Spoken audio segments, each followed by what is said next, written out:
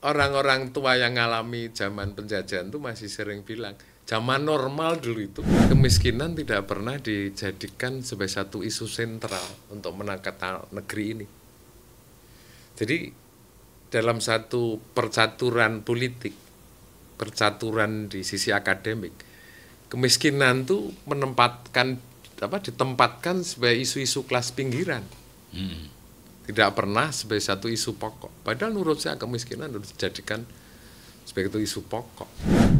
Karena mereka dibesarkan oleh kekuasaan negara, bukan orang yang lahir dari satu pergulatan, maka wataknya menjilat ke atas, meludah ke bawah. Sampai hari ini kok mau orang masih banyak percaya, teman-teman deket saya masih percaya ada teori trickle-down effect. Ya nggak mungkin terjadi kalau kelas menengahnya itu dicetak oleh kekuasaan negara yang otoriter. Nggak bisa pemuka agama kita ini kalau ceramah-ceramah itu selalu mengatakan, sebagian besar loh ya, miskin itu karena nasib. Iya. Padahal di dalam Islam agama saya itu kan jelas bahwa di antara hartamu terdapat harta orang-orang miskin. Karena politik pencitraan ini kalau ada syarat-syarat seperti itu yang muncul di dalam undang-undang pemilihan kepala daerah, para bandar-bandar kan kehilangan panggung.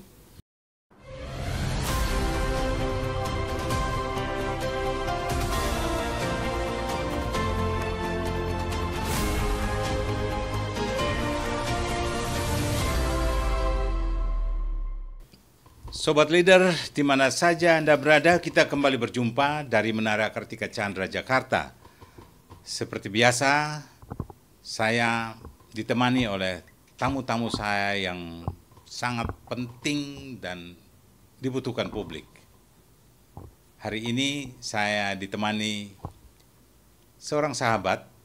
Beliau sekarang adalah pemerhati sosial, pemerhati kemiskinan desa dan kota sejak beliau menjadi anggota Dewan Perwakilan Rakyat 3 periode yang lalu.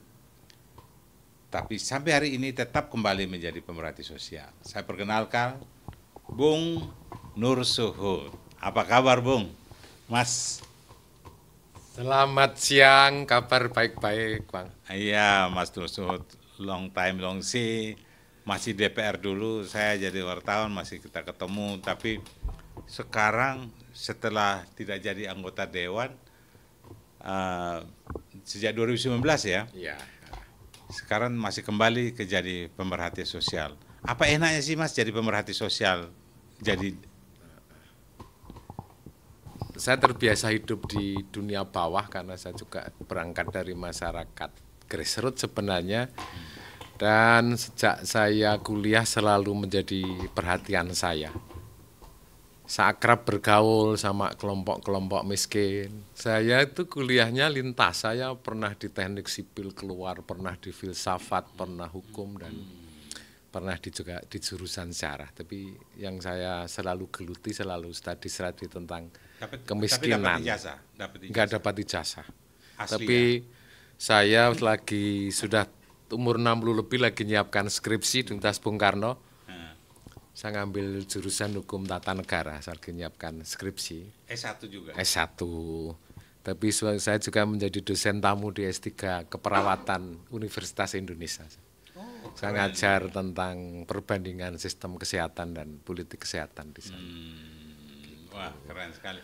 Jadi, kenapa Anda menaruh perhatian masalah kemiskinan ini, masalah sosial ini? Ya, karena keresahan saya sejak masa kanak-kanak bagaimana kata guru saya Indonesia itu negeri adil makmur, tapi saya keseharian menyaksikan kawan-kawan dekat saya, sahabat saya, lingkungan saya yang selalu didera oleh kemiskinan kan gitu. Jadi kontras apa-apa yang diajarkan di sekolah, pidato-pidato para pejabat dan kenyataan di masyarakat, sehingga itu menjadi keresahan saya sejak masa kanak-kanak. Itu. Saya besar di kampung kecil di desa di Pacitan sana, yang termasuk daerah miskin sampai hari ini kan juga kalau ranking kemiskinan Pacitan selalu ranking atas kemiskinannya kan. ranking atas di Pacitan. Iya. Tertinggi. Urutan keberapa itu, tapi selalu 6 besar Jawa Timur, 5 Termasuk besar. Iya. 6 atau 5 besar. Iya. Itu Presiden SBY ada di situ loh. Iya, tapi nggak ada pengaruh kan. nggak Seorang ngaruh. presiden sama kampung halamannya nggak ada pengaruh. Pacitan. Iya, karena tidak ada kebijakan yang membongkar struktur yang memiskinkan rakyat itu.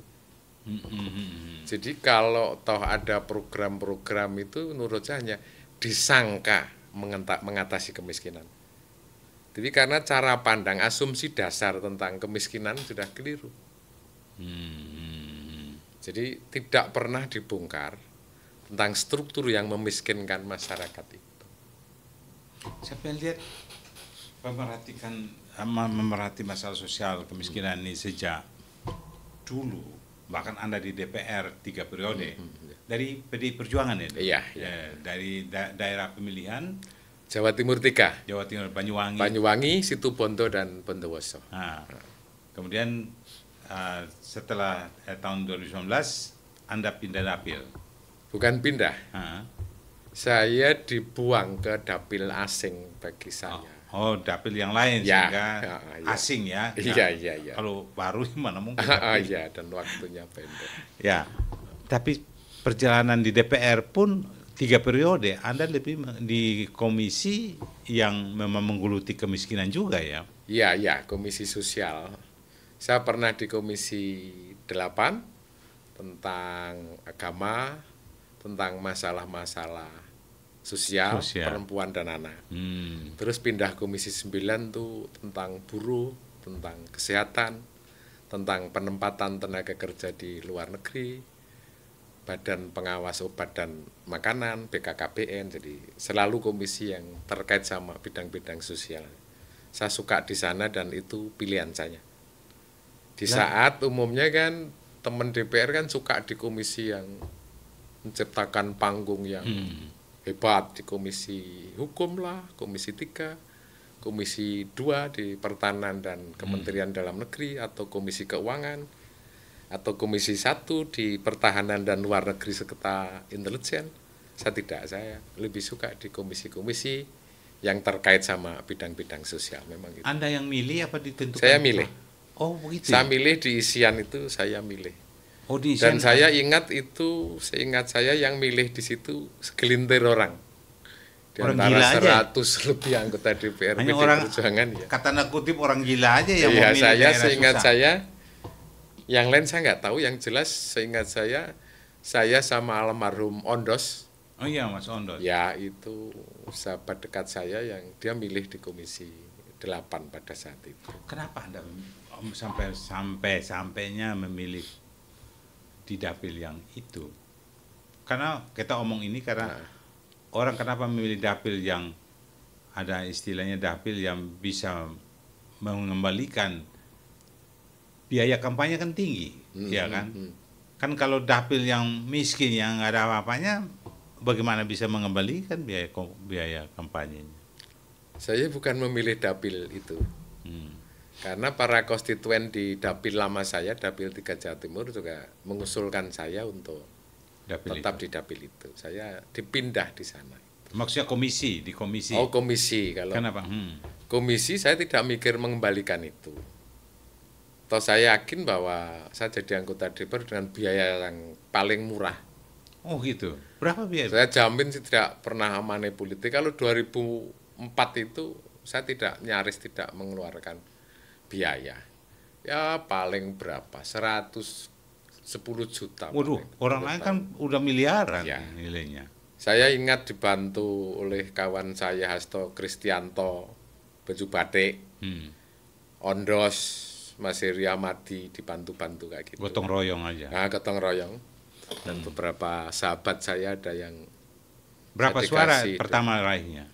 Saya lupa ya 3 bulan berapa karena waktu itu sistemnya nomor urut saya tidak Karena nomor merja. urut Jadi ya. saya sendiri kampanye supaya mencoblos partai. Gitu. Tapi pertanyaan kembali, kenapa Anda memilih wilayah itu, wilayah-wilayah miskin, wilayah-wilayah yang tidak disukai di komisi-komisi yang tidak, anggota yang tidak sukai komisi-komisi Iya. itu? Saya pertama tidak pernah berpikir bahwa biaya harus balik, toh saya nyaris tanpa biaya. Itu. Yang kedua, sangat sedikit para anggota DPR itu yang meminati komisi-komisi tersebut. Yang dulu sangat terkenal kan komisi air mata kan ini. Ada lagi komisi mata air, nah saya lebih suka yang komisi air mata itu. Bukan mata air. Nah, saya melihat keseriusan menangani ini di negeri kita masih sangat lemah. Perkara kemiskinan itu tidak pernah diperbincangkan, tidak pernah diseriusi untuk mengatasinya sampai hari ini. Jadi lebih pada lip service saja, paling banter ya seminar-seminar tentang kemiskinan, tapi gerakan memberantas kemiskinan lewat kebijakan negara itu sampai hari ini masih lemah.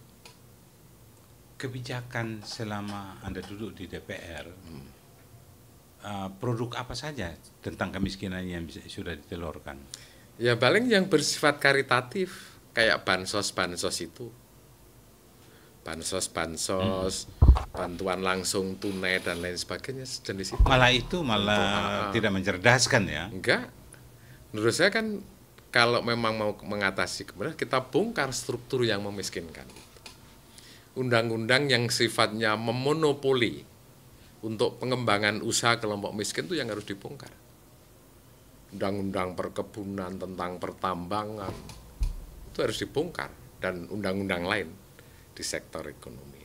Dan kita sampai hari ini kan nggak punya undang-undang perlindungan kelompok miskin, nggak ada. Supaya apa? Dibongkar supaya apa? Supaya nanti di undang-undang yang lain ada pasal-pasal yang konkordan. Artinya pasal-pasal tentang undang-undang perlindungan kelompok miskin itu harus juga muncul di undang-undang bidang ekonomi. Sambil contoh gini, di hampir di setiap pemerintahan kota itu selalu ada perda ketertiban umum. Perda ketertiban umum termasuk di Jakarta itu kan memberangus kelompok-kelompok miskin. Umpamanya dilarang dagang di kaki lima segala macam, pengasong. Ini menurut saya ini logika sesat. Itu bertentangan sama filsafat Pancasila, filsafat dan nilai-nilai dalam Pancasila. Itu sangat bertentangan. Karena kita bermazhabkan dalam merancang kota itu yang sangat kapitalistik itu. Mestinya itu kita merancang kota, jalan-jalan di kota, tata kotanya itu mengabdi pada kepentingan seluruh masyarakat itu. Memang harus ada ruas jalan untuk pedagang kaki lima. Sehingga orang lalu lalang tuh dengan enak sambil bisa belanja. Kita tuh mengabdi pada keindahan yang tidak jelas sebenarnya. Coba sering dulu Pemda DKI para pejabatnya tuh ngomong bahwa pengasong tuh mengganggu lalu lintas. Nggak ada kaitannya. Itu sangat terbalik cara berpikirnya. Pengasong itu masuk ke jalan karena terjadi kemacetan.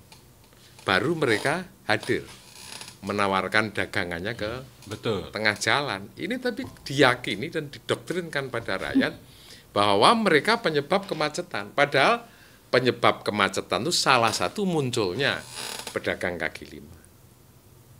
Mestinya tidak boleh ada undang-undang ketertiban umum, yang harus ada adalah perda perlindungan sosial. Ketertiban itu harus masuk salah satu bab di dalam perda kesejahteraan sosial atau perlindungan sosial ini. Masa orang-orang miskin disuruh ngabdi pada keindahan? Gila ini tingkatnya menurut saya. Nah, sesat pikir semacam ini yang tidak pernah dibongkar di negeri ini.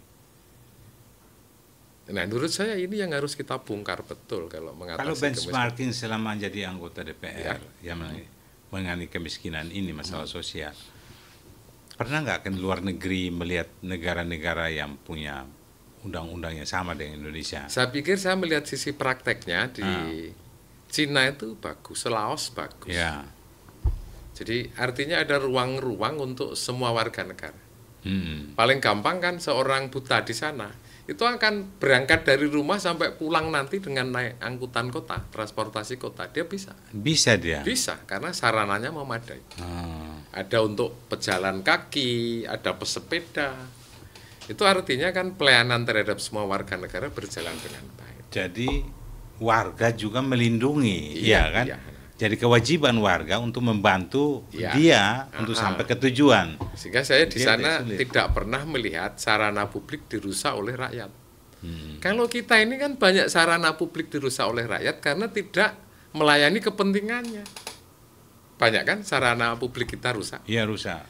Mengapa? Karena yang dilayani cuma kaum berduit. Jadi orang-orang miskin di kota itu dia lihat, lah itu kan untuk layani orang-orang kaya doang. Iya. Ya. Jadi dia rusakin sekalian. Iya, jadi melayani orang bermobil mewah. Mana?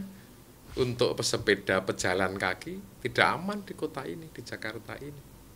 Menurut saya kalau memang mengatasi kemiskinan ini benar-benar dibongkar. Tata ruangnya yang mungkin yang terlanjur.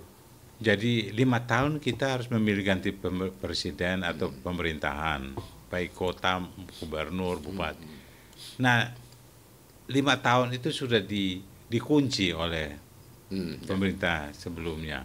Pemerintah baru harus melanjutkan. Kalau dia bongkar lagi, ini anggaran dari mana? Ya kan? Tapi sebenarnya kan ini penyesatan cara berpikir istilah saya. Sebenarnya kalau kita mau menata kota, mengapa yang dikorbankan selalu rakyat miskin? Penghuni bantaran sungai sekitar rel sepur kan itu. Ini pikiran apa sih yang mendasarinya dulu? Ayo sekarang kita bareng-bareng ke lapangan. Benarkah bahwa mereka tuh penyebab banjir? Enggak juga kan? Enggak. Karena liarnya bangunan-bangunan di wilayah resapan itu. Tapi kan kita selalu diajarkan bahwa yang menyebabkan banjir itu penghuni di bantaran sungai. Ini kan cara berpikir gampang menggusur kelompok miskin itu saya. Coba kalau satu kali kita study secara serius, kalau Menteng nanti kita bikin sudetan-sudetan, kali-kali baru, sungai-sungai baru, kan boleh. Yang kaya dong yang harus berkorban. Tapi di kita kan selalu diajarkan yang miskin ya dijadikan korban pembangunan. Menurut saya kan justru kelompok yang kaya, yang diuntungkan oleh kuasa negara itu yang harus berkorban, jangan selalu minta dilayani. Coba termasuk pengaturan wilayah banjir.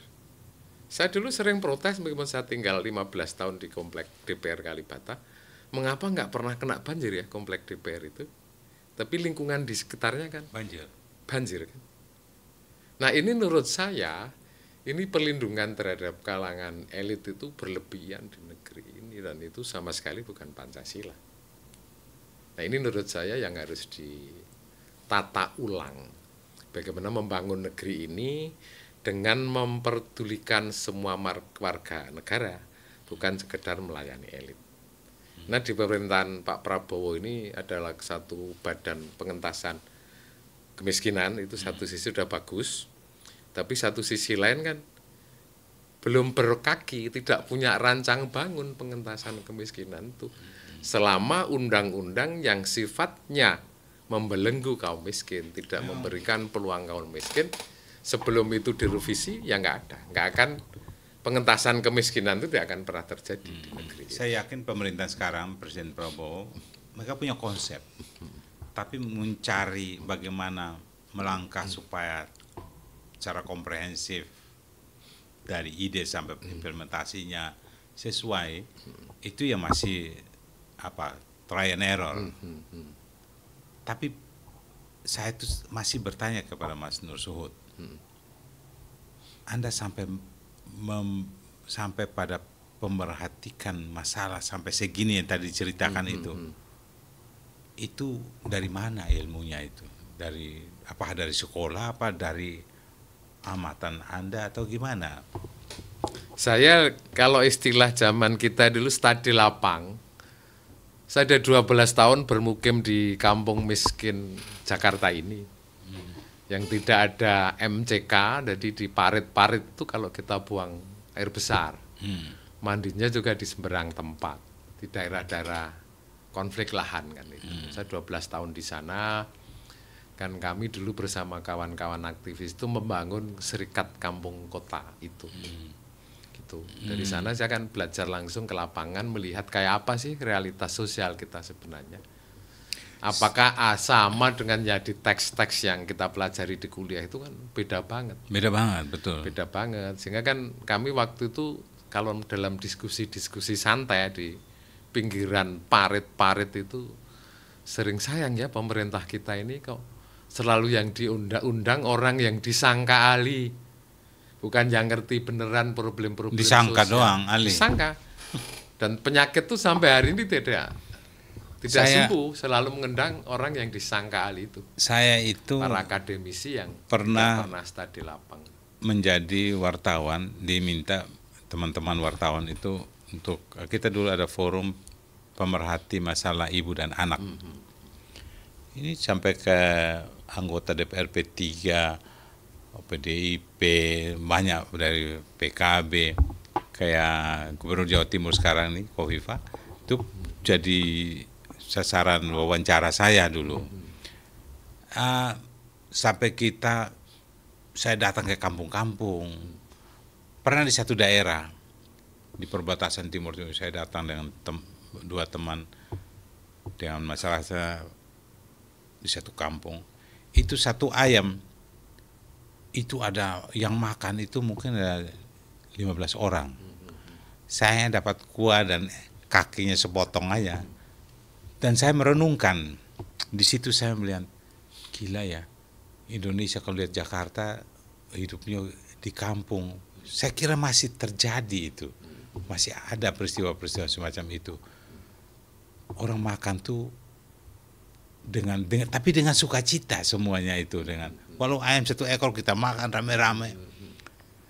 Nah, maknanya adalah kadang-kadang kita ngomong di Jakarta tuh kayaknya udah sama ratakan aja, di daerah juga sama dengan kita, padahal kayaknya lebih berat ya di daerah sekarang ini setelah masa krisis kayak gini nih, kayak di era sekarang ini. Menurut Sul lihat gimana?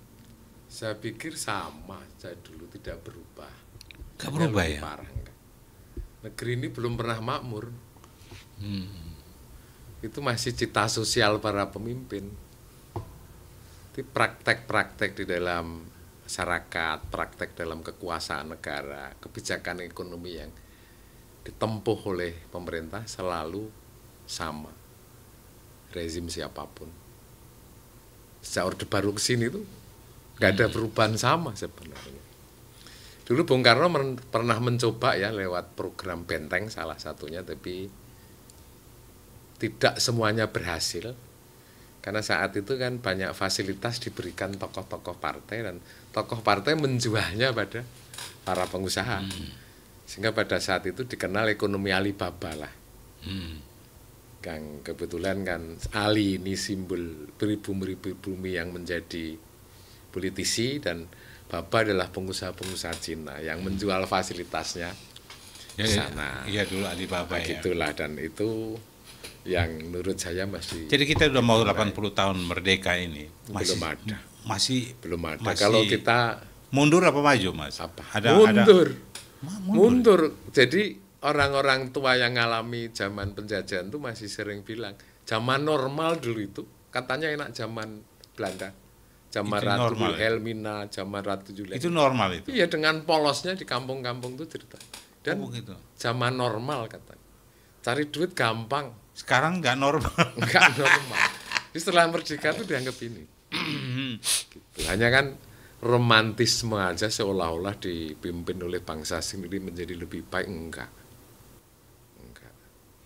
Jadi kebijakan bahwa kita ambil alih saham 190-60% atau untuk kita berusaha sendiri, sebenarnya banyak orang kecewa juga. Kayaknya lebih enak masih dijajah. Iya, hukumnya tertib, cari uang gampang, tidak pernah kelaparan. Kan ya kayak kita ke Singapura, baru turun pesawat saja, kita udah taat pada setiap langkah kita. Iya. Tapi kenapa di negeri sendiri kita tidak bisa melihat itu ya? Nah, karena kan kemiskinan tidak pernah dijadikan sebagai satu isu sentral untuk menakar negeri ini. Jadi dalam satu percaturan politik, percaturan di sisi akademik, kemiskinan itu ditempatkan sebagai isu-isu kelas pinggiran. Tidak pernah sebagai satu isu pokok. Padahal menurut saya kemiskinan harus dijadikan sebagai itu isu pokok. Untuk mengukur, saya pernah waktu itu di pansus tentang ini, RUU pemilihan kepala daerah. Saya masih di DPR. Saya ngusulkan supaya syarat-syarat untuk menjabat kembali, mencalonkan kembali seorang kepala daerah itu harus angka kemiskinannya harus terukur, harus turun sekian. Tapi saya kalah. Begitu ya? Kalah, jadi dianggap suara pinggiran. Karena politik pencitraan ini kalau ada syarat-syarat seperti itu yang muncul di dalam undang-undang pemilihan kepala daerah, para bandar-bandar kan kehilangan panggung. Betul. Ini saya dikeroyok betul. Jadi kita ini dikuasai bandar-bandar berarti? Ya, sangat dikuasai bandar. Jadi anggota dewan, politisi maupun bupati, wali kota, gubernur itu di baliknya bandar-bandar yang ngatur mereka. Bersekongkol sama bandar. Termasuk presiden dong berarti. Iya. Termasuk presiden. Jadi itu yang mestinya kita ini. Anda rasakan itu bagaimana? Jadi kita semacam, benar juga kata orang-orang dulu bahwa kita enak zaman normal dulu. Iya. Kalau sekarang di zaman sekarang malah dijajah, orang nggak jelas ini penjajahannya siapa ini, iya kan? Kan kalau salah nuduh kan masuk undang-undang pelanggaran pidana. Kita kan prakteknya dijajah bangsa sendiri sebenarnya. Paling berat dijajah bangsa sendiri. Bangsa sendiri kan. Tapi kan banyak pemimpin kita seolah-olah ada isu bahaya mengancam dari luar, enggak. Sebenarnya kan perilaku dan cara berpikir para elit yang salah. Kan salah mengambil waktu SBY selesai pemerintahan, kita ambil dari SBY saja sampai ke Jokowi mengambil take over, itu kemiskinan kan sudah sekian, berapa ya waktu itu? 9% apa? Berapa? Tapi kan parameter yang dipakai parameter main-main. Oh gitu. Parameter yang sangat tidak punya dasar. Jadi suka-suka yang bikin itu kan, itu sangat politis untuk menenteramkan ini. Sama kayak ukuran kelompok-kelompok miskin agar tentram, agar ini. Ukuran pemilu dong. Iya kan. Jadi sesuai bisa dibeli itu parameter para surveyor. Dan yang saya juga sangat khawatir sampai hari ini kan masih banyak pemuka-pemuka agama kita ini kalau ceramah-ceramah itu selalu mengatakan, sebagian besar loh ya, miskin itu karena nasib. Iya. Padahal di dalam Islam agama saya itu kan jelas bahwa di antara hartamu terdapat harta orang-orang miskin. Ini artinya pembatasan kekayaan itu harus diatur. Ya. Bukan sekedar dengan infak. Hand in hand, sebenarnya hand in hand. Sebenarnya di dalam nilai-nilai gotong royongan itu, yang miskin bantu yang berada, itu sebenarnya itu untuk dia tidak berdiri sendiri, kan dia mati pun juga dia nggak bawa itu semua, malah diperebutkan ke harta yang nggak tahu dari mana, ya kan? Nah, ini pertanyaan saya begini, Mas. Setelah 10 tahun pemerintahan Jokowi, ya kan, kita lihat Mas Nur Suhud kan ada di 2014, 2019, 2004 kan SBY ya. Nah, pada era itu, sampai melihat keadaan Indonesia, bagaimana masalah utang dan kemiskinan kita. Saya melihat utang waktu itu kita masih standar, masih terukur. Tapi begitu Jokowi dia melonjak tinggi. Nah, akhir-akhir ini World Bank mengeluarkan suatu, saya belum baca detail, tapi semua orang sudah menyampaikan bahwa sekitar 170 ukurannya apa, tapi sekitar 170 orang miskin di Indonesia era saat ini. Anda setuju itu? Ukuran World Bank? Saya sangat setuju. Bahkan lebih banyak dari itu menurut pemantauan saya di lapangan. Oh gitu ya? Jauh lebih banyak itu. World Bank tuh kan pakai parameter kan yang dianggap sudah tidak miskin tuh kalau per hari pengeluarannya 110.000 lebih. Hari ini dapat apa duit segitu? Pasti konsumsi makanan keluarga kita yang pengeluarannya 110.000 lebih dikit itu pasti standar gizinya pasti rendah. Kalau sakit dia juga akan bingung. Karena BPJS tidak bisa melayani dengan baik, BPJS Kesehatan. Nah ini kan sudah akal-akalan aja bagian meninabobokan agar kelompok-kelompok miskin tidak menuntut hak kan itu sebenarnya. Itu kan kompak, jadi kelompok miskin itu selalu diajarkan nasib gitu kalau agamawan. Kalau para ilmiawan kita selalu nganggap ada budaya malas, tidak punya modal, kurang pendidikan. Ini kan salah semua. Semua kejadian, semua situasi kemiskinan itu ada struktur yang memiskinkan. Karena kebijakan negara yang membuat mereka miskin. Dan kita selalu diajarkan bahwa pengusaha-pengusaha kaya itu karena mereka adalah pintar dan enggak karena dapat fasilitas. Saya bisa buktikan. Dalam studi-studi yang sangat ilmiah yang bagus, ada salah satunya yang dulu karyanya diterjemahkan menjadi Kapitalisme Semu di Asia Tenggara, yang zaman Orde Baru dilarang, itu profesor dari Jepang yang ngajar di Amerika, itu bagus sekali. Meneliti asal-muasal orang-orang kaya di Asia Tenggara termasuk di Indonesia. Semua karena fasilitas, karena perlindungan negara. Karena lahir negara yang kuat, yang otoriter, sehingga dia menciptakan kelas menengah. Para pengusaha itu beda sama pertumbuhan di Eropa kan. Kalau di Eropa kan mereka tuh lahir dari satu pergulatan ekonomi dan pergulatan sosial, muncul kelas menengah baru yang punya watak demokratis. Mereka lah pendorong utama demokratisasi di Eropa pada saat itu. Nah di kita kan kelas menengahnya enggak. Karena mereka dibesarkan oleh kekuasaan negara, bukan orang yang lahir dari satu pergulatan, maka wataknya menjilat ke atas, meludah ke bawah. Sampai hari ini kok mau orang masih banyak percaya, teman-teman deket saya masih percaya ada teori trickle-down effect. Ya nggak mungkin terjadi kalau kelas menengahnya itu dicetak oleh kekuasaan negara yang otoriter. Nggak bisa ada efek menetes ke bawah di ekonomi. Itu hanya terjadi perkembangan-perkembangan di negara Eropa, terutama Eropa Barat kan. Itu pasti nggak relevan di kita. Maka kan kita harus bongkar betul kalau melawan Kita kemiskinan. kan utang di era Jokowi ini kan ya kita kalau rata-rata sekitar 10.000 triliun misalnya. Dan saya selalu bertanya, kalau utang makin banyak, ya kan, tentu kan utamanya ke rakyat, ya kan. Rakyat kan ada peluang usaha, ada banyak usaha, ada banyak sentra-sentra yang menstimulus mereka untuk tidak miskin. Kan bukan hanya di samping bekerja, tapi mereka juga distimulus untuk bekerja, untuk menghasilkan supaya tidak miskin.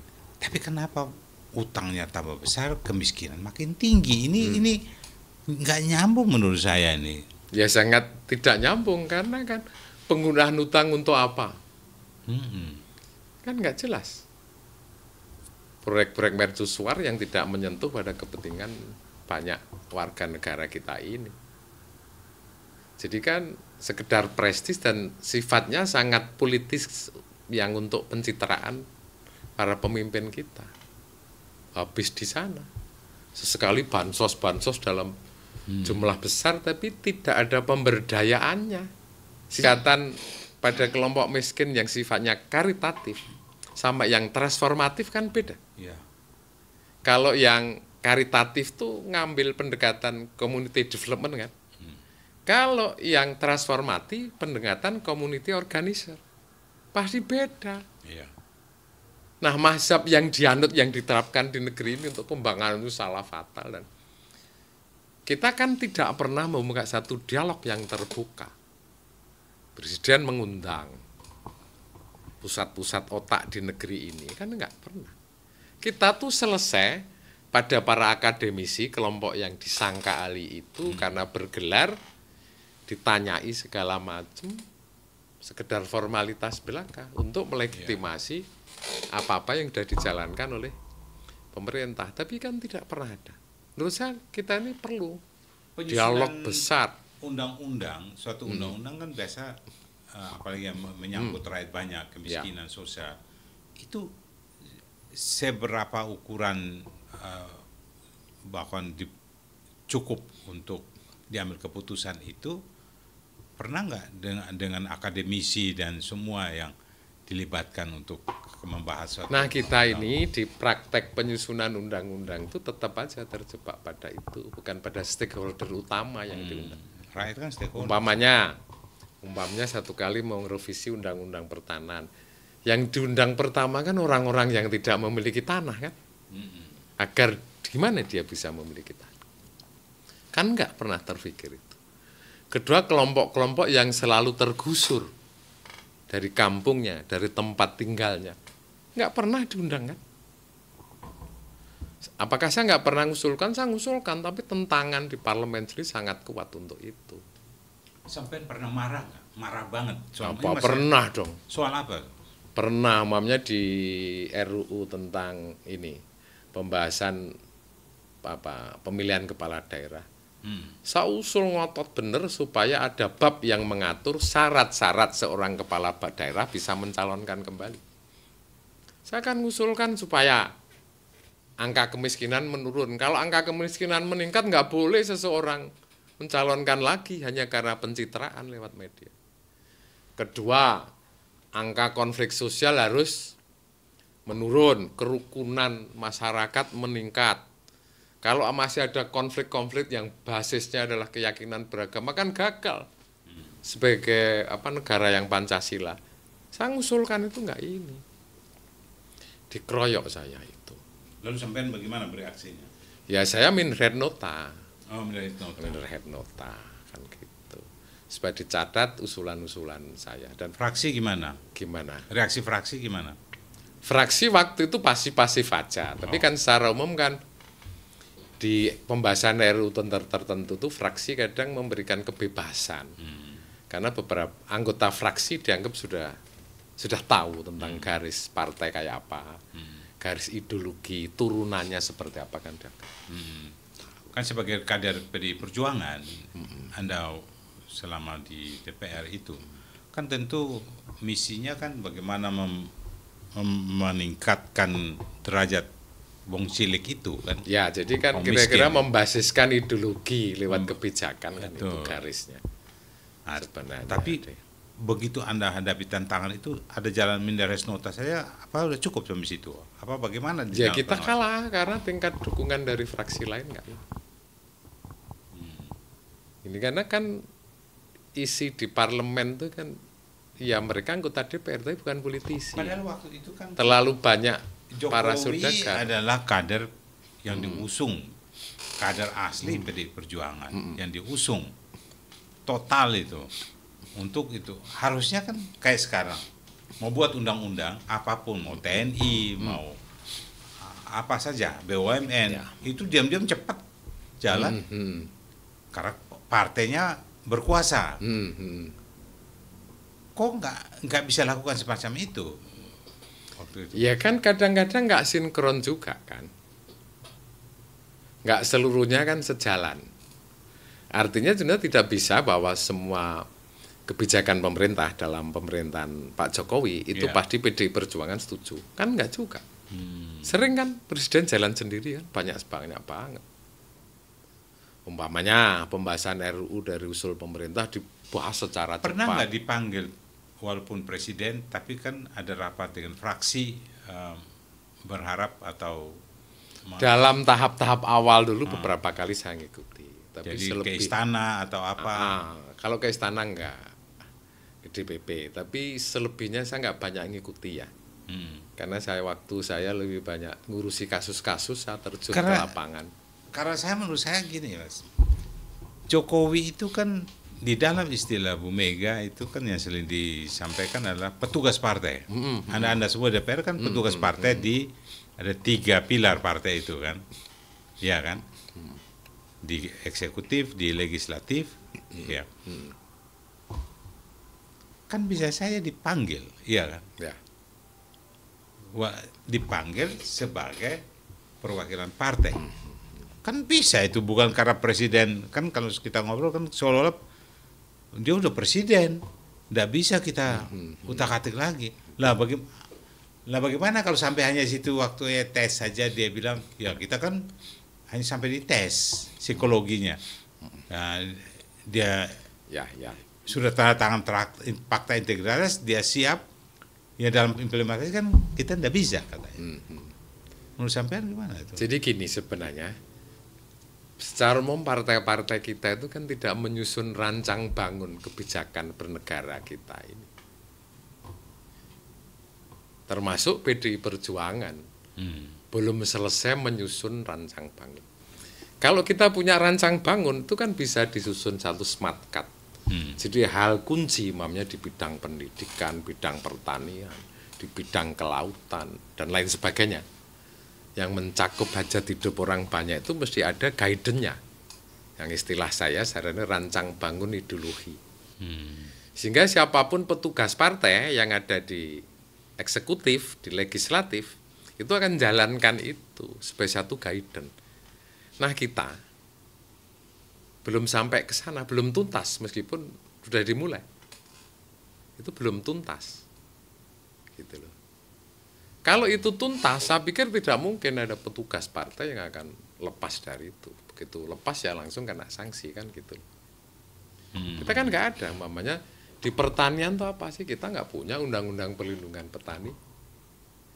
Meskipun saya pernah mengusulkan dan gagal. Saya pernah sama Bang Yakobus Mayong Padang itu mengusulkan, mewacanakan rancangan undang-undang sistem penggajian nasional. Karena gaji terendah dan gaji tertinggi di negeri ini sangat timpang. Pekerja-pekerja di sektor bawah, di perusahaan antara puncak pimpinan perusahaan sama cleaning service kan terpaut jauh. Iya, betul. Itu sangat ini, padahal sama-sama sebagai elemen di dalam satu perusahaan, sama-sama dan berproduksi. perusahaan satu dengan perusahaan lain itu bisa penggajiannya beda. Lah iya. Coba BUMN tuh coba ketimpangan penghasilannya kayak apa. dibanding Padahal sektor bisa lain. saja diratakan semua. Bisa.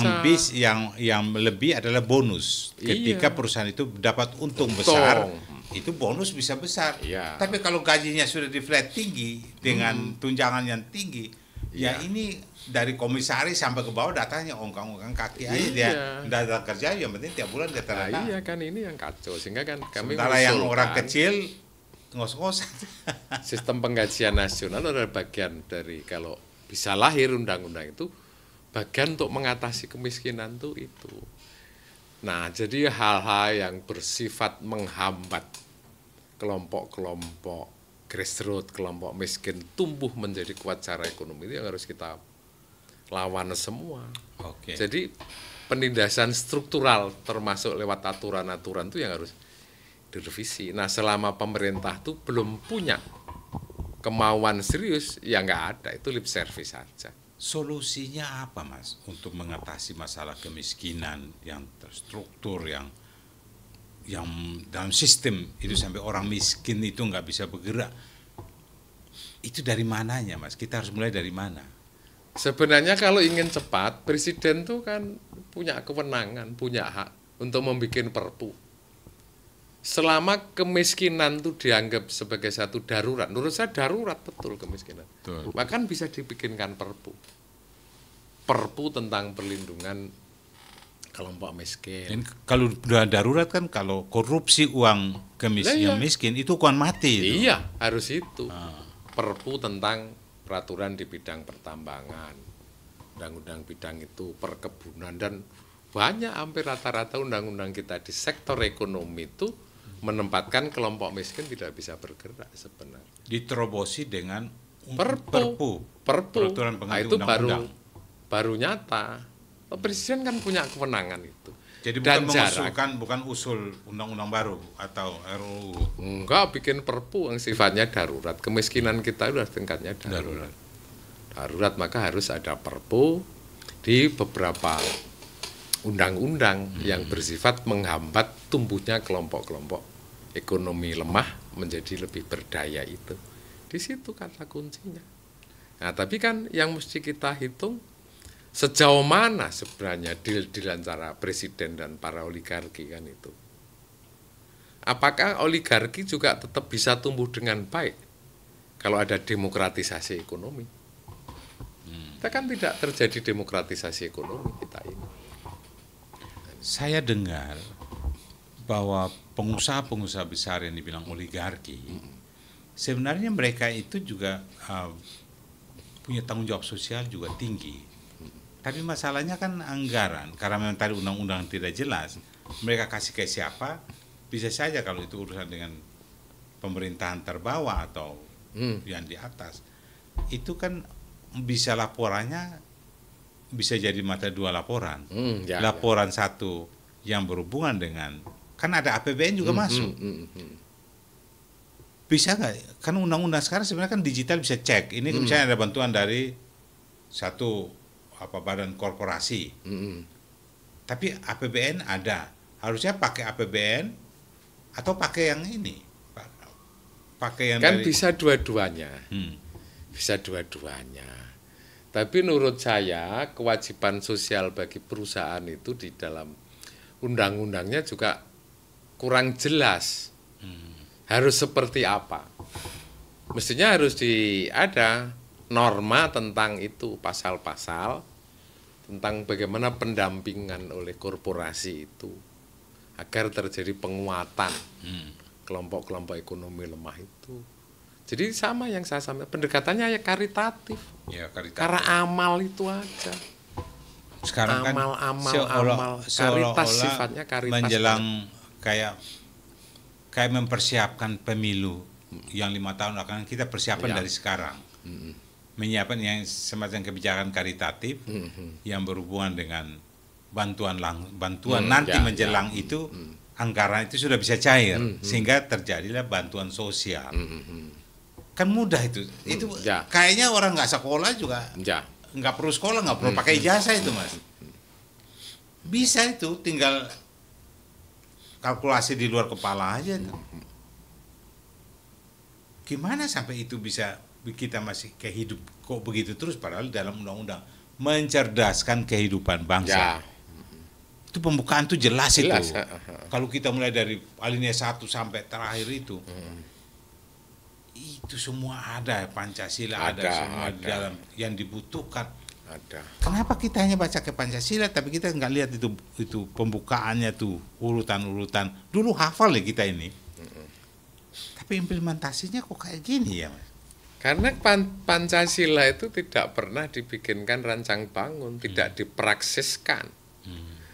Selesai sebagai pidato-pidato para elit. Itu.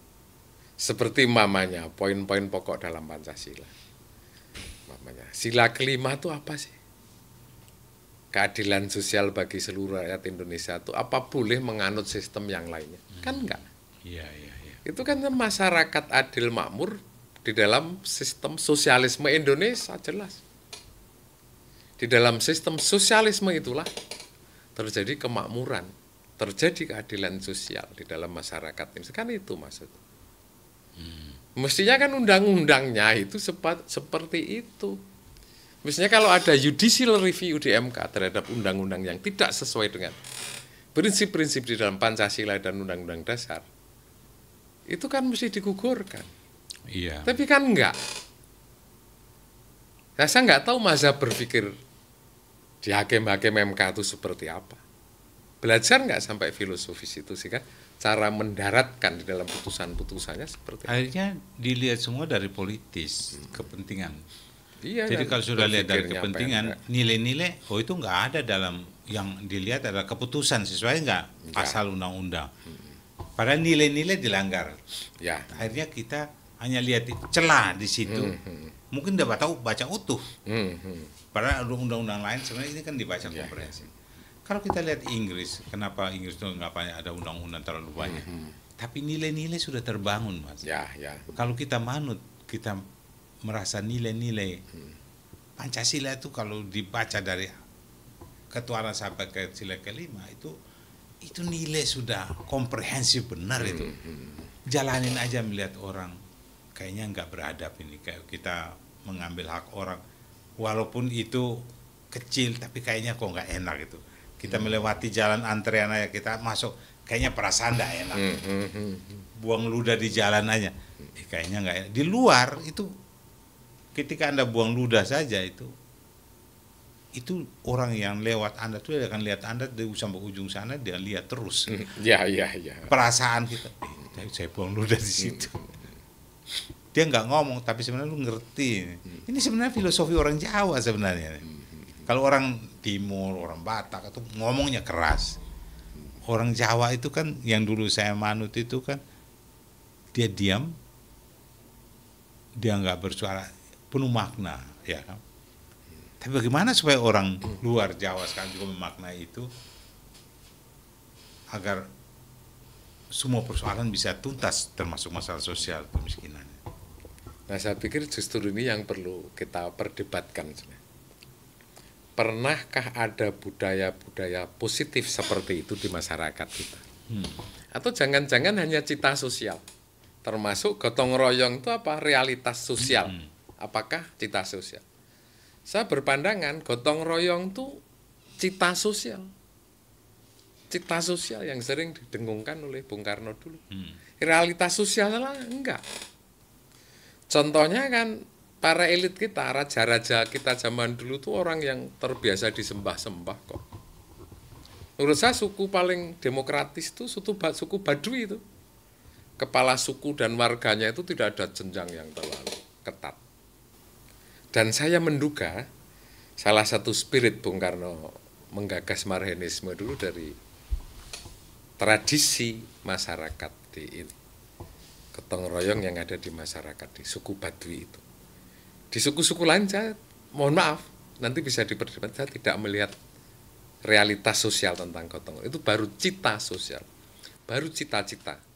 Salah satu yang sering menyuarakan itu kan Bung Karno. Karena apa? Kalau memang sudah ada konkretnya, sudah ada realitas sosial di masa lalu, tidak mungkin masyarakat kita seperti ini sekarang itu. Wong kita nggak pernah mengalami tahapan-tahapan revolusi kebudayaan, nggak pernah kan kita ini mengalami revolusi kebudayaan, nggak pernah. Jadi sebenarnya apa-apa yang diyakini oleh para elit itu semu, itu baru cita sosial, belum realitas sosial. Nah, cita sosial itu kan harus ditindaklanjuti oleh kebijakan negara, oleh jenis gerakan-gerakan sosial yang sinkron. Karena kalau cuma kebijakan negara, tidak ada gerakan sosial, tidak bisa sinkron, tidak bisa satu langkah. Jadi menurut saya itu yang harus kita perdebatkan kembali. Mitos-mitos di negeri ini itu tentang paling lama 10 tahun ke depan kalau PDI Perjuangan tidak membenahi dirinya, selesai partai ini juga akan menjadi partai kecil. Jadi kita harus menata, mendaratkan betul ideologi itu menjadi praksis sosial. Ada guidance lewat itu. Jadi, caranya ya sederhana, jadi pidato pengarahan ketua umum itu jadikan buku-buku sederhana dengan bahasa yang sangat komunikatif, kan bagus sekali arahan ketua umum segala macam. Nggak ada ngajari, kamu harus kaya, nggak ada. Harus mobilmu bagus, nggak ada. Bahkan dikritik kalau hidupnya mewah.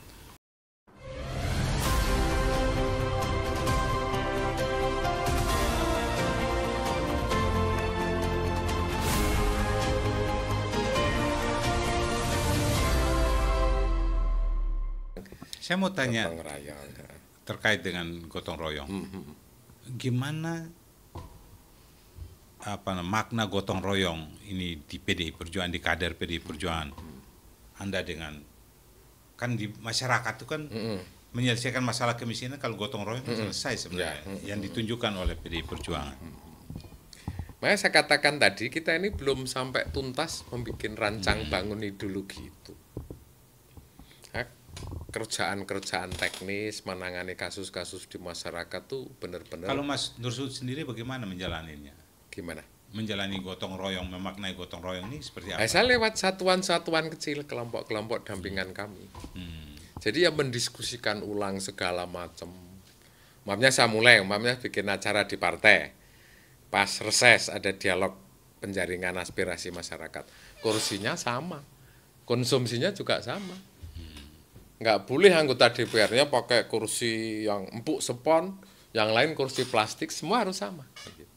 Hidangannya sama dan nanti kita sampaikan. Inilah gotong royong yang sebenarnya dulu diajarkan oleh Bung Karno. Saya memulai dari hal kecil itu lewat gerakan pinggiran. Saya itu maknai, tadi ada cerita, Anda pernah di DPR 3 periode dan ketika banjir di Kalibata itu, di seluruh pinggiran itu banjir semua, sementara di komplek Kalibata, komplek DPR enggak banjir. Kan diamankan. Seneng, jadi diamankan itu elit politisi DPR itu.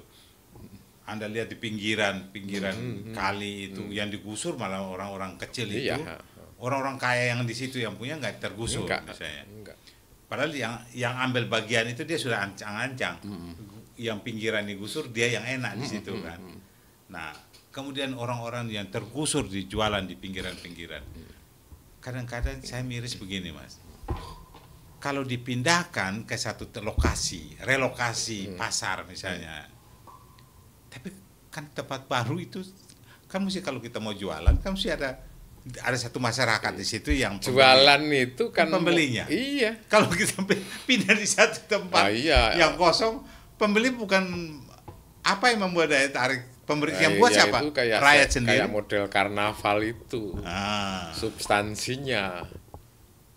Jadi seolah-olah ada kebaikan dari satu pemerintahan, entah pemerintah daerah, entah pusat, bahwa sudah menyediakan tempat yang memadai. Gratis. Faktor utama tempat usaha itu kan pasarnya mendukung kan.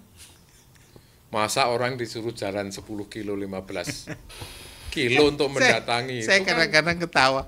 Harusnya pemerintah bagaimana mempromosikan di situ masyarakat, perumahan di situ diperbanyak, sehingga mereka tuh mau jual tuh pasti sudah ada pembelinya ya. Tapi begitu suruh pindah ke sana, ini kan lahan mau dipakai untuk apa? Kadang-kadang juga ya itu semua aturan belum teratur dengan baik ya Mas ya. Ya caranya kita harus berani terbuka, memperdebatkan kembali tentang arah bernegara. Anda setuju ya?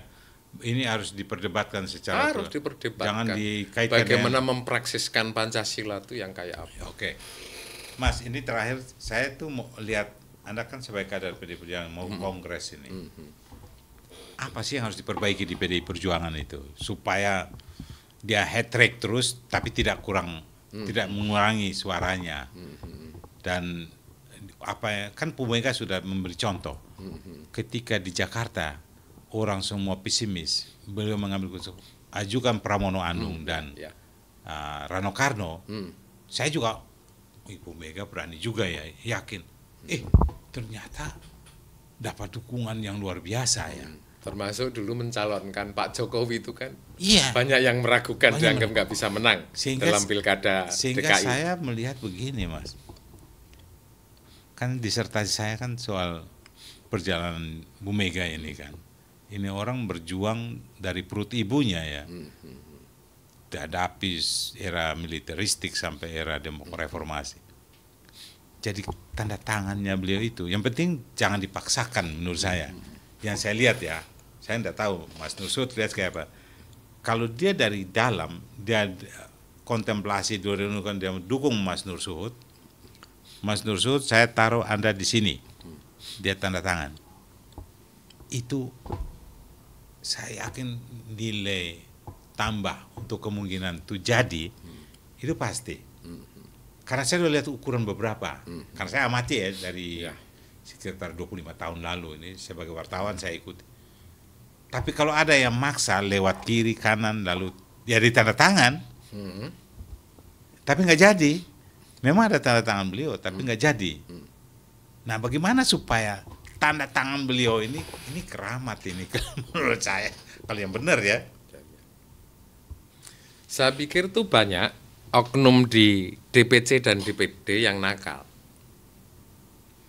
Dia tidak memberikan informasi lapangan apa adanya, karena menjago satu calon karena duit dan lain sebagainya. Itu kita itu kan kemasukan istilahnya beberapa gelombang atau 3 gelombang menurut saya. Jadi memang bukan kelompok yang kader partai. Jadi orang-orang berduit yang masuk ke partai karena mau menjabat. Ingin jadi DPR, ingin jadi bupati, gubernur, dan lain sebagainya. Sehingga kan penghayatan atas nilai-nilai ideologinya kan belum ada. Nah ini yang menurut saya merusak. Toh saya yakin kok kader-kader sendiri kita itu banyak kok melimpah kader yang kualitasnya cukup bagus, sudah teruji lewat perjalanan panjang berpartai. Bukan kami tidak membuka diri, boleh, tapi harus ada tahapan-tahapan. Kan menurut saya Bu Mega menjadi kader partai. Bu Mega itu tidak mungkin dia cek satu persatu secara detail.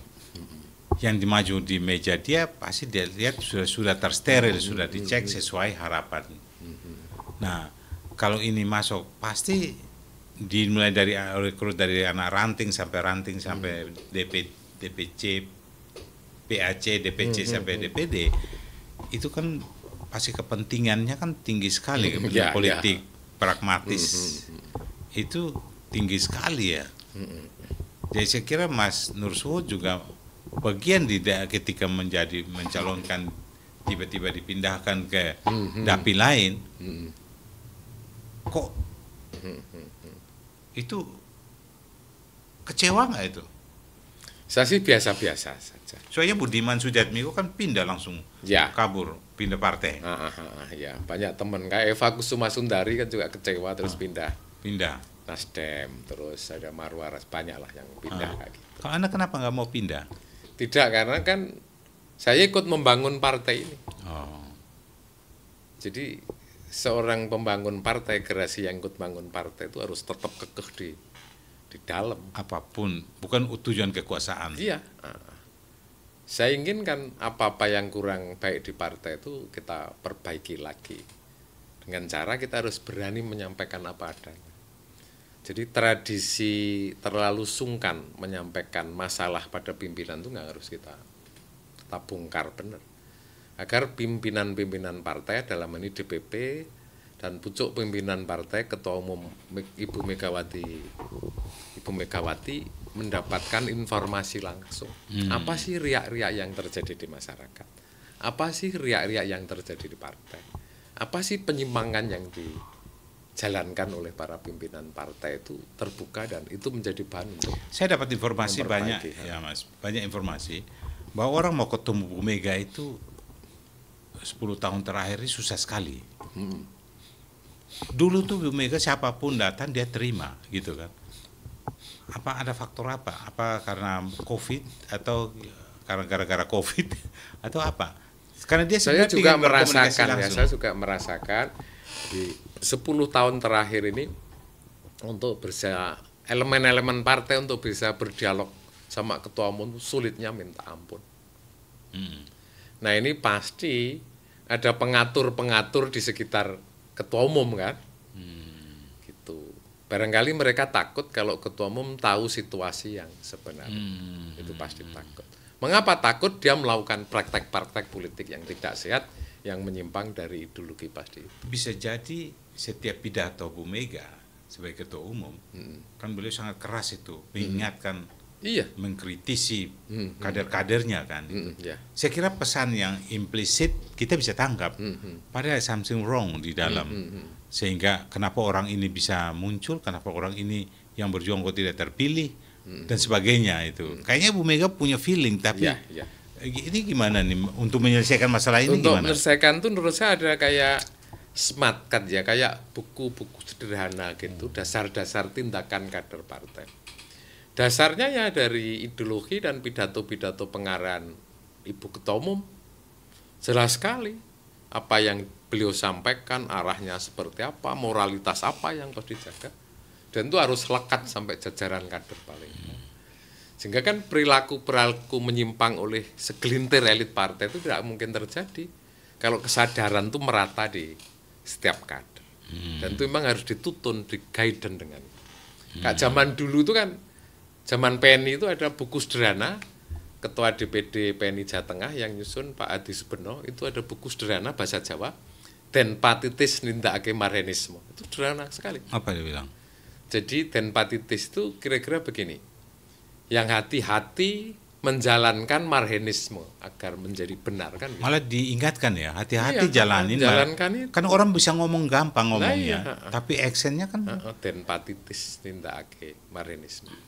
Nah, saya di Badiklat berandai-andai sekarang itu ada semacam guidance buku-buku sederhana.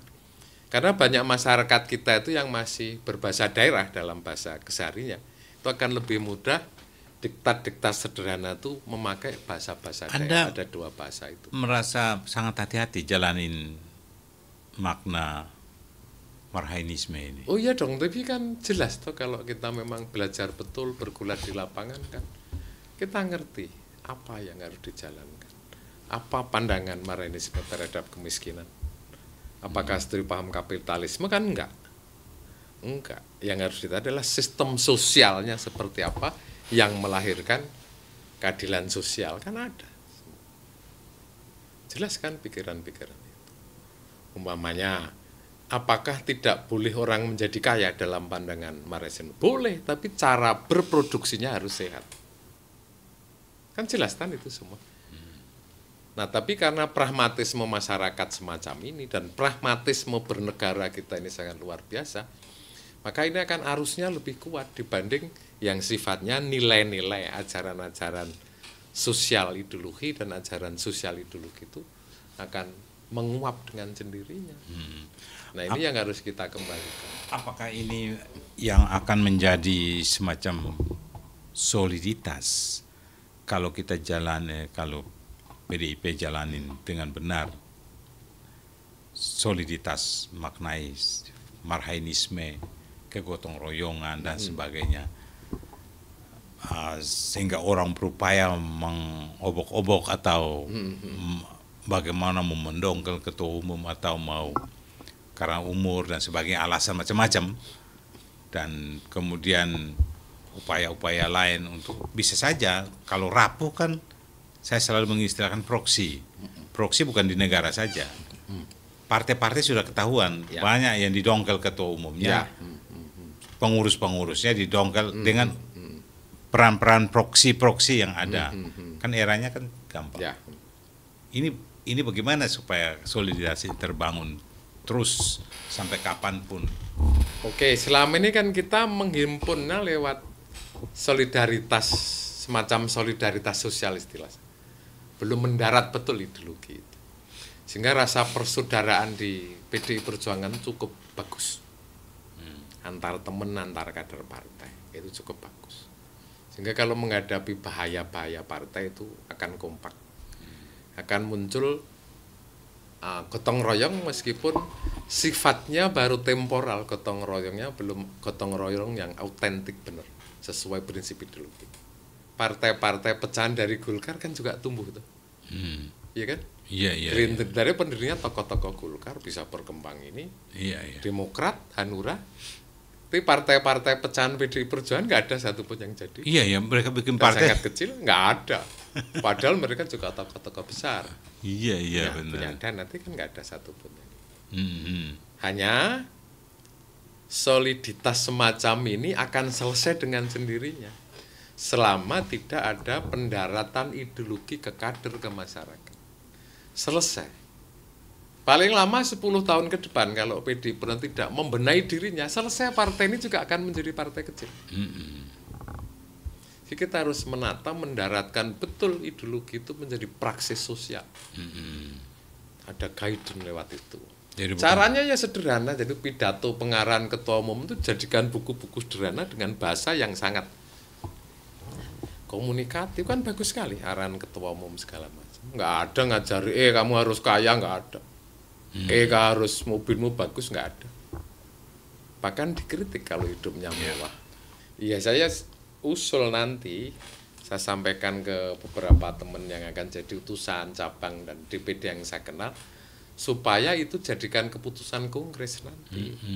Entah namanya apa, yang penting mendaratkan ideologi dalam tindakan-tindakan nyata bermasyarakat dan bernegara. Belum ada ya? Belum, kita belum punya.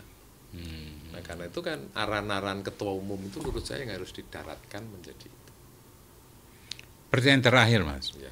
Karena sampai hari ini saya belum pernah dengar Ibu Mega memerintahkan rakyatnya untuk kumpul di Jakarta misalnya, atau bahkan kemarin waktu perintah ketika Sekjen Hasto ditahan, itu ada pas pelantikan bupati kepala daerah itu pas ditahan kan, perintahnya ketua untuk menunda, untuk ikut pelatihan di Magelang, dan itu semacam menegangkan juga itu.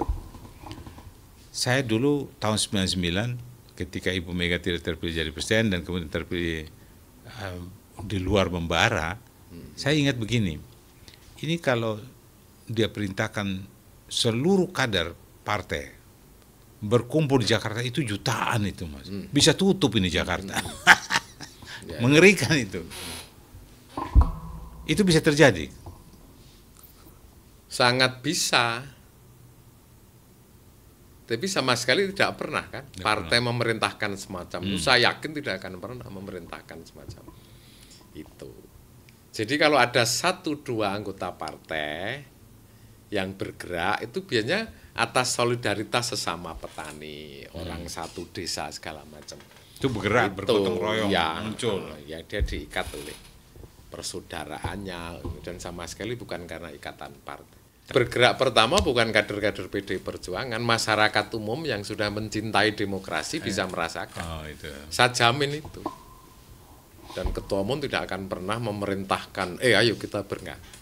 Tapi ada secara otomatis nanti masyarakat-masyarakat yang mulai sadar tentang demokrasi itu yang akan bergerak. Tidak mesti warga PDI Perjuangan. Ya. Saya pantau betul, saya pernah ya bikin riset kecil-kecilan. Kalau terjadi pelanggaran terhadap prinsip demokrasi, siapa yang bergerak? Dan di Indonesia itu ada elemen-elemen yang sudah sadar tentang demokrasi itu. Yang kemarin kelompok-kelompok ini yang tidak kena money politik itu ya ini, dan jumlahnya cukup dan besar. Dan PDI Perjuangan kan pertama kali yang bagus juga term demokrasi itu menjadi kekuatan. Kekuatan rakyat reformasi pun menjadi kekuatan sampai sekarang. Jadi ada upaya-upaya kembali ke pemerintahan masa lalu yang otoritarian, itu malah ditentang dan ini semua berkumpul. Nah ini bagaimana menampung semua aspirasi untuk tegaknya demokrasi di Republik ini, Mas? Ya itu kan memang perlu kerja-kerja panjang. Demokrasi itu kan mesti ada banyak syarat ya. Ekonomi juga merupakan syarat. Kok menurut saya sebelum kemakmuran memadai, tak pikir demokrasi itu akan sulit hadir secara merata.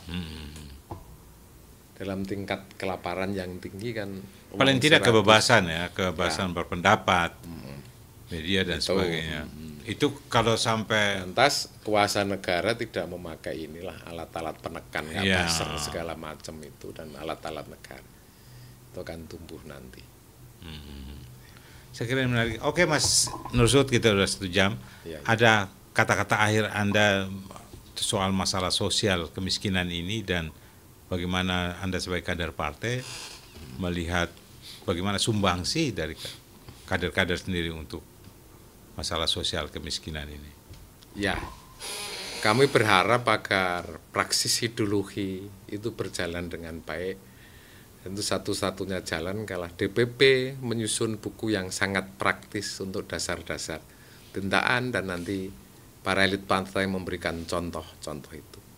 Bahannya adalah sudah ada sangat banyak pengarahan-pengarahan ketua umum dan macam-macam. Ketua umum kan selalu memberikan pidato-pidato dan lain sebagainya, itu kita bukukan secara sederhana dan ada yang memakai bahasa daerah. Itu adalah tindakan-tindakan untuk soliditas yang lebih otentik.